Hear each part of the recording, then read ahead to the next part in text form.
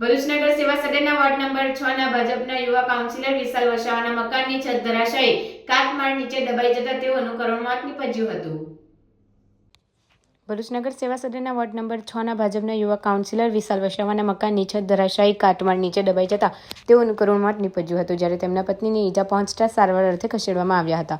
જૂના ભરૂચ વિસ્તારમાં આવેલી પાયોનિયર હાઈસ્કૂલ નજીક ભરૂચ નગર સેવા સદનના વોર્ડ નંબર 6 માં ભાજપના યુવા કાઉન્સિલર વિશાલ વસાવાનું મકાન આવેલું છે। ગત રાત્રિના વિશાલ વસાવા અને તેમના પત્ની મકાનમાં નિંદ્રા માણી રહ્યા હતા ત્યારે અચાનક જ મકાનની છત ધરાશાયી થઈ ગઈ હતી।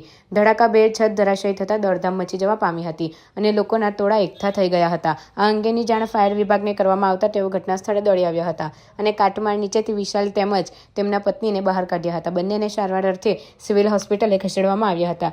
જોકે કાઉન્સિલર વિશાલ વસાવાનું ગંભીર ઈજાના પગલે મોત નીપજ્યું હતું, જ્યારે તેમના પત્ની હાલ સારવાર હેઠળ છે। આ અંગેની જાણ થતાની સાથે જ ભરૂચ જિલ્લા ભારતીય જનતા પાર્ટીના પ્રમુખ પ્રકાશ મોદી સહિતના આગેવાનો પણ સિવિલ હોસ્પિટલે દોડી આવ્યા હતા। કાઉન્સિલર વિશાલ વસાવાનું આકસ્મિક રીતે મોત થતાં ભાજપમાં ઘેરા શોકની લાગણી જોવા મળી રહી છે। બનાવની તપાસ ભરૂચ શહેર એ ડિવિઝન પોલીસ ચલાવી રહી છે।